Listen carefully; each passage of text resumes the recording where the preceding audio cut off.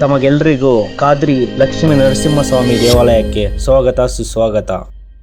ಬೆಂಗಳೂರಿನಿಂದ 170 ಕಿಲೋಮೀಟರ್ ಇರುವಂತಹ ಈ ಕದಿರಿ ಲಕ್ಷ್ಮೀ ನರಸಿಂಹಸ್ವಾಮಿ ದೇವಾಲಯಕ್ಕೆ ಹೋಗುವ ಗೋರೆಂಟ್ಲ ಮತ್ತು ಕದಿರಿ ಮುಖ್ಯ ರಸ್ತೆಯ ಮಾರ್ಗ ಮಧ್ಯದಲ್ಲಿ ಬೆಳ್ಳಿ ಮೋಡಗಳಿಂದ ಆವೃತವಾಗಿರುವಂತಹ ನೀಲಿ ಆಕಾಶದಲ್ಲಿ ನಮ್ಮ ಮನಸ್ಸು ತೇಲುವಂತೆ ಭಾಸವಾಗುತ್ತೆ. ಪಕ್ಕದಲ್ಲೇ ಕಾಣುವಂತಹ ಬೆಟ್ಟ ಗುಡ್ಡಗಳನ್ನ ನೋಡುತ್ತಾ ಸಾಗುವಂತ ನಮ್ಮ ಈ ಜರ್ನಿ ಇನ್ನೊಂದು ಲೋಕಕ್ಕೆ ಹೋಗ್ತಿದ್ದೀವಿ ಅನ್ಸುತ್ತೆ. ಬೆಂಗಳೂರಿನಿಂದ ಬಂದ ನಮಗೆ ಮೊದಲಿಗೆ ಕಾಣಲು ಸಿಗೋದೇ ದೇವಾಲಯದ ಪಶ್ಚಿಮ ದಿಕ್ಕಿನ ವಿಮಾನ ಗೋಪುರದ ಬಲಭಾಗದಿಂದ ಮತ್ತು ಎಡಭಾಗದಿಂದ ದೇವಾಲಯಕ್ಕೆ ಹೋಗುವುದಕ್ಕೆ ಮತ್ತು ಬರುವುದಕ್ಕೆ ರಸ್ತೆ ಮಾರ್ಗವಿದ್ದು, ಇದು ದೇವಾಲಯವನ್ನು ಸರಾಗವಾಗಿ ಒಂದು ಸುತ್ತಲೂ ಸಹಾಯ ಮಾಡಿಕೊಡುತ್ತೆ. ಇನ್ನು ಯಾರೆಲ್ಲ ನನ್ನ ಅಲೆಮಾರಿ 05 ಯೂಟ್ಯೂಬ್ ಚಾನೆಲ್ ನ ಸಬ್ಸ್ಕ್ರೈಬ್ ಮಾಡ್ಕೊಂಡಿಲ್ವೋ ತಡ ಮಾಡದೆ ಬೇಗ ಸಬ್ಸ್ಕ್ರೈಬ್ ಮಾಡ್ಕೊಳ್ಳಿ. ಹಾಗೆ ಪಕ್ಕದಲ್ಲಿರೋ ಬೆಲ್ ಬಟನ್ ನ ಕ್ಲಿಕ್ ಮಾಡೋದು ಮಾತ್ರ ಮರಿಬೇಡಿ.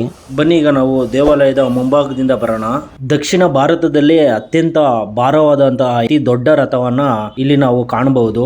ರಥೋತ್ಸವದ ಸಮಯದಲ್ಲಿ ಬಹಳ ವಿಜೃಂಭಣೆಯಿಂದ ಅಲಂಕಾರ ಭರಿತವಾಗಿರುವ ರಥ ಇದಾಗಿದ್ದು, ರಥೋತ್ಸವ ಮುಗಿದ ನಂತರ ಮತ್ತೆ ಮುಂದಿನ ರಥೋತ್ಸವದವರೆಗೂ ಈ ರಥವನ್ನ ಸುರಕ್ಷಿತವಾಗಿ ಇಲ್ಲಿ ಇಟ್ಟು ಸಂರಕ್ಷಿಸುತ್ತಾರೆ. ಪ್ರತಿ ವರ್ಷವೂ ಇಲ್ಲಿ ನಡೆಯುವಂತಹ ಬ್ರಹ್ಮ ರಥೋತ್ಸವವು ಬಹಳ ಪ್ರಸಿದ್ಧವಾಗಿದ್ದು, ಆಂಧ್ರ ಪ್ರದೇಶ, ತೆಲಂಗಾಣ, ಕರ್ನಾಟಕ ಮತ್ತು ತಮಿಳುನಾಡಿನಿಂದಲೂ ಲಕ್ಷಾಂತರ ಭಕ್ತಾದಿಗಳು ಇಲ್ಲಿಗೆ ಆಗಮಿಸುತ್ತಾರೆ.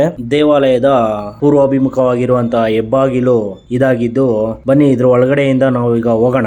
ರಸ್ತೆಯ ಉದ್ದಕ್ಕೂ ವ್ಯಾಪಾರದ ಮಳಿಗೆಗಳಿದ್ದು, ಮುಂದೆ ಹೋಗ್ತಾ ನಾವು ಅಕ್ಕಪಕ್ಕದಲ್ಲಿ ಅನೇಕ ಅಂಗಡಿಗಳನ್ನ ಕಾಣಬಹುದು. ಇಲ್ಲಿ ಸಿಗುವಂತಹ ಕುಂಕುಮ ಮತ್ತು ಮಲ್ಲಿಗೆ ಹೂವಿಗೆ ತುಂಬಾ ಬೇಡಿಕೆ ಇದೆ. ಕದ್ರಿ ಪಟ್ಟಣದಿಂದ ಸುಮಾರು 2 ಕಿಲೋಮೀಟರ್ ದೂರದಲ್ಲಿ ವಿಷ್ಣುವಿನ ಪಾದಸ್ಪರ್ಶವಾದಂತಹ ದೊಡ್ಡ ಬೆಟ್ಟವಿದ್ದು, ಹಿರಣ್ಯಕಶ್ಯಪನನ್ನು ಕೊಲ್ಲಲು ಮಹಾವಿಷ್ಣುವು ನರಸಿಂಹಸ್ವಾಮಿಯ ರೂಪವನ್ನು ಪಡೆದು ರಾಕ್ಷಸನ ಕೊಂದ ನಂತರ ಕೋಪದಿಂದ ಕಾಡು ಮೇಡು ಬೆಟ್ಟ ಗುಡ್ಡಗಳನ್ನು ಸುತ್ತುತ್ತಿರುವ ನರಸಿಂಹಸ್ವಾಮಿಯನ್ನು ಶಾಂತಗೊಳಿಸಲು ದೇವಾನುದೇವತೆಗಳು ಮಹರ್ಷಿಗಳು ಪ್ರಹ್ಲಾದನ ಸಮೇತ ಈ ಬೆಟ್ಟಕ್ಕೆ ಆಗಮಿಸಿ ಅನೇಕ ಸ್ತೋತ್ರಗಳನ್ನು ಪಠಿಸಿದರಂತೆ.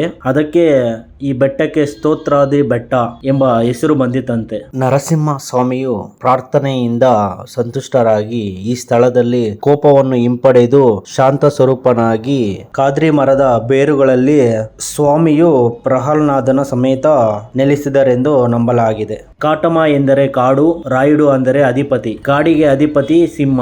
ಅದಕ್ಕೆ ಈ ಸ್ತೋತ್ರಾದ್ರಿ ಬೆಟ್ಟಕ್ಕೆ ಕಾಟಮರಾಯುಡೆ ಕದ್ರಿ ನರಸಿಂಹುಡು ಅಂತ ಪೂಜೆ ಮಾಡುತ್ತಿದ್ದರಂತೆ. ಕಾ ಅಂದ್ರೆ ವಿಷ್ಣು ಪಾದ, ಆದ್ರಿ ಅಂದ್ರೆ ಬೆಟ್ಟ.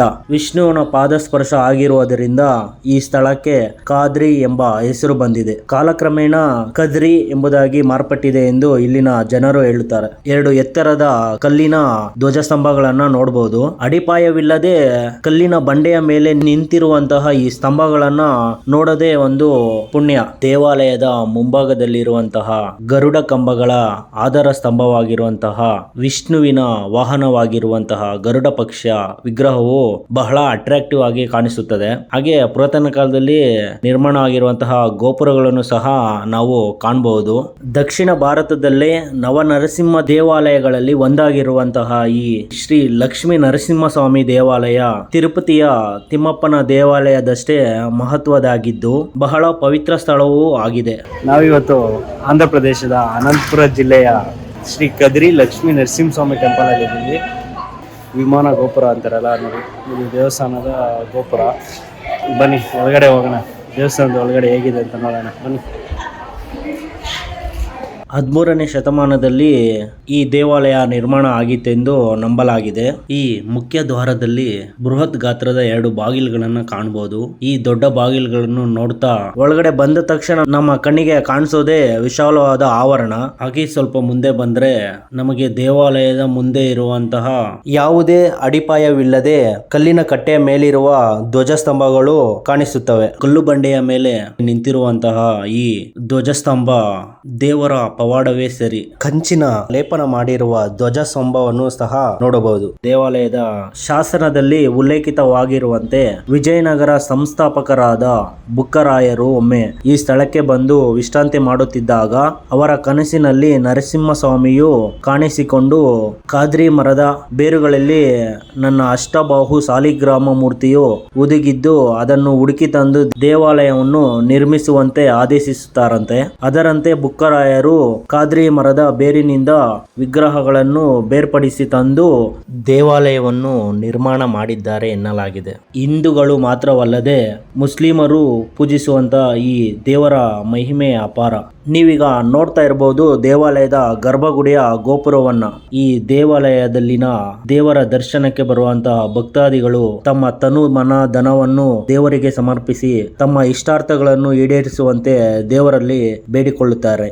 ಹಾಗೆ ಮುಂದೆ ಹೋದ್ರೆ ಭಕ್ತಾದಿಗಳ ವಸತಿ ಗೃಹಗಳನ್ನು ಕಾಣಬಹುದು. ನಾವು ದೇವಾಲಯದ ಹಿಂಭಾಗದ ವಿಶಾಲವಾದ ಆವರಣವನ್ನು ನೋಡ್ತೀವಿ. ಅದರ ಪಕ್ಕದಲ್ಲೇ ಮಂಟಪ ಮತ್ತು ದೇವಾಲಯದ ಗರ್ಭಗುಡಿಯ ಗೋಪುರಗಳನ್ನು ಸಹ ಕಾಣಬಹುದು. ಗೋಪುರಗಳನ್ನು ನೋಡುತ್ತಾ ಎಡಗಡೆ ಬಂದ್ರೆ ಕಲ್ಲಿನ ಜಗಲಿಯ ಮೇಲೆ ಒಂದು ದೊಡ್ಡ ಮಂಟಪವನ್ನೇ ನೋಡಬಹುದು.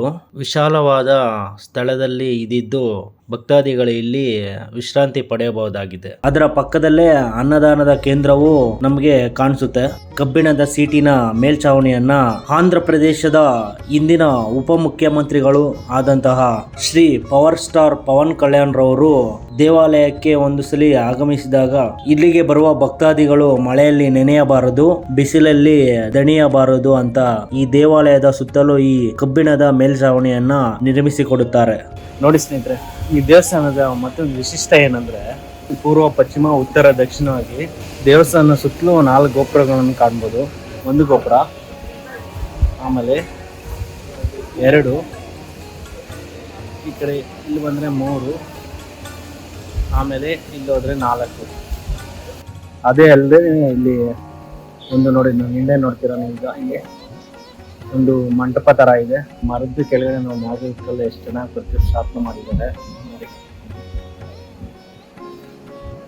ಬಹಳ ಪುರಾತನ ಕಾಲದ ದೇವಾಲಯಗಳಲ್ಲಿ ಒಂದು ಅಂತ ಹೇಳಿದ್ರೆ ತಪ್ಪಾಗಲ್ಲ.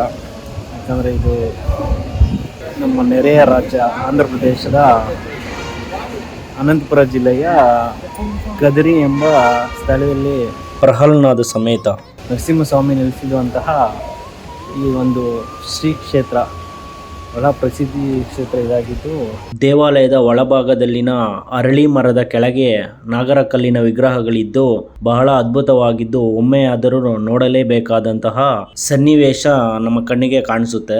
ಬೃಹತ್ ಗಾತ್ರದ ಅರಳಿ ಮರ ಇದಾಗಿದ್ದು ತುಂಬಾ ದೊಡ್ಡದಾಗಿದೆ.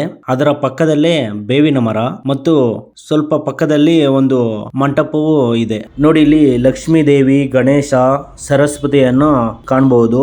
ಬಹಳ ಹಳೆ ಕಾಲದ ಅರಳಿ ಮರ ಹಚ್ಚ ಹಸಿರಿನಿಂದ ಕಂಗೊಳಿಸ್ತಿದೆ. ಚೆನ್ನಾಗಿದೆ ಅಲ್ಲ ಅರಳಿ ಮರ. ಬನ್ನಿ ನಾಗರಿಕಲ್ಲಿ ತೋರಿಸ್ತೀನಿ. ಒಂದು ರೋಡ್ ಹಾಕೊಂಡ್ಬರೋಣ ಬನ್ನಿ.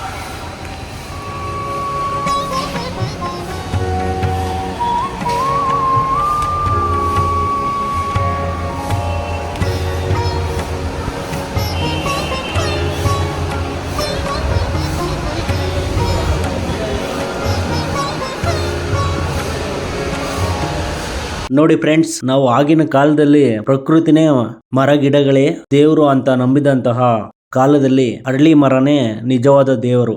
ಏಕೆಂದ್ರೆ ಇದು ನಮಗೆ ಉಸಿರಾಡೋದಕ್ಕೆ ಚೆನ್ನಾಗಿ ಗಾಳಿ ಕೊಡೋದೇ ಅರಳಿ ಮರ. ಹಳ್ಳಿಗಳಲ್ಲಿ ಈ ಅರಳಿ ಮರವನ್ನ ನಾವು ಹಳ್ಳಿ ಕಟ್ಟೆಯಲ್ಲಿ ನೋಡಬಹುದಾಗಿತ್ತು. ಈ ಮರ ಇಲ್ಲದ ಊರಿರಲಿಲ್ಲ. ದೇವಾಲಯದ ಎಡಭಾಗದಲ್ಲಿ ನಾವಿದ್ದೀವಿ. ನೀವು ನೋಡ್ತಾ ಇರಬಹುದು, ಅದರ ಪಕ್ಕದಲ್ಲೇ ಪ್ರಸಾದದ ಕೇಂದ್ರವೂ ಇದೆ. ಪ್ರಸಾದವನ್ನ ತಗೊಳ್ಳುವಂತಹ ಭಕ್ತಾದಿಗಳು ಇಲ್ಲಿ ತಗೋಬಹುದು. ಹಾಗೆ ಮುಂದೆ ಹೋದ್ರೆ ದೇವಸ್ಥಾನದ ಮುಂಭಾಗಕ್ಕೆ ಬರ್ತೀವಿ. ದೇವಸ್ಥಾನದ ಮುಂಭಾಗ ಭಕ್ತಾದಿಗಳೆಲ್ಲರೂ ದೇವರ ದರ್ಶನಕ್ಕೆ ಕ್ಯೂನಲ್ಲಿ ಇರೋದು ಕಾಣುತ್ತೆ. ದೇವಾಲಯದ ಎಡಭಾಗದ ಟಿಕೆಟ್ ಕೌಂಟರ್ ಪಕ್ಕದಲ್ಲಿ ಒಂದು ಮಂಟಪ ಇದ್ದು, ಆ ಮಂಟಪದಲ್ಲಿ ಈ ದೊಡ್ಡ ತುಳಸಿ ಕಟ್ಟೆ, ಬನ್ನಿ ಒಂದು ರೌಂಡ್ ಹಾಕೊಂಡ್ ಬರೋಣ. ನೋಡೋದಕ್ಕೆ ತುಂಬಾ ಚೆನ್ನಾಗಿದೆ. ಇಷ್ಟು ದೊಡ್ಡ ತುಳಸಿ ಕಟ್ಟೆನ ನಾನು ಲೈಫಲ್ಲೇ ಎಲ್ಲೂ ನೋಡಿರ್ಲಿಲ್ಲ. ಸಖತ್ ದೊಡ್ಡದಾಗಿದೆ. ಈ ದೇವಾಲಯದ ವೈಶಿಷ್ಟ್ಯತೆ ಏನಂದ್ರೆ, ದೈನಂದಿನ ಅಭಿಷೇಕವಾದ ನಂತರ ಮೂಲ ವಿಗ್ರಹದಿಂದ ಬೆವರು ಬರುತ್ತಂತೆ. ಎಷ್ಟೇ ಒರೆಸಿದರೂ ಬೆವರು ಮಾತ್ರ ನಿಲ್ಲೋದಿಲ್ಲ ಅಂತೆ. ನಮ್ಗೆ ದೇವಾಲಯದೊಳಗೆ ಯಾವುದೇ ಎಲೆಕ್ಟ್ರಾನಿಕ್ ವಸ್ತುಗಳಾಗ್ಲಿ ಅಥವಾ ಮೊಬೈಲ್ ಬಳಕೆಯನ್ನ ತುಂಬಾ ನಿಷೇಧಿಸಿದ್ದಾರೆ. ಮತ್ತೆ ಯಾರು ತಗೊಂಡು ಹೋಗೋದಕ್ಕೆ ಬಿಡೋದಿಲ್ಲ. ನಿಮಗೆ ಈ ವಿಡಿಯೋ ಇಷ್ಟ ಆದ್ರೆ ಲೈಕ್ ಮಾಡಿ, ಶೇರ್ ಮಾಡಿ, ಮತ್ತೆ ಕಾಮೆಂಟ್ ಮಾಡಿ. ಧನ್ಯವಾದಗಳು. Thank you.